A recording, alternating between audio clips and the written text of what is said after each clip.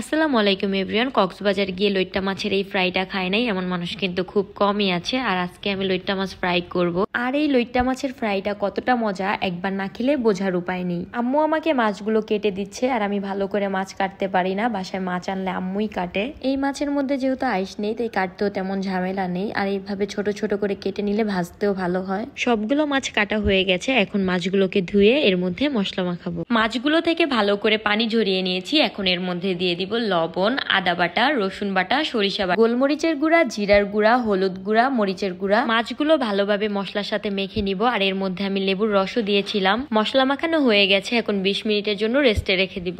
এখন এখানে নিব চালের গুঁড়ি, কর্নফ্লাওয়ার, বেকিং পাউডার, লবণ, হলুদ, মরিচ কুচি। তারপর সবকিছু একসাথে মিশিয়ে নিয়ে এর মধ্যে পানি দিয়ে আবার ভালো করে মেখে নিব। মাছগুলো এর মধ্যে মাখিয়ে এক এক করে তেলের মধ্যে দিয়ে দিব, আর ডুবো তেলের মধ্যেই ভাজতে হবে, তাহলে মাছগুলো ভালো করে ভাজা হবে।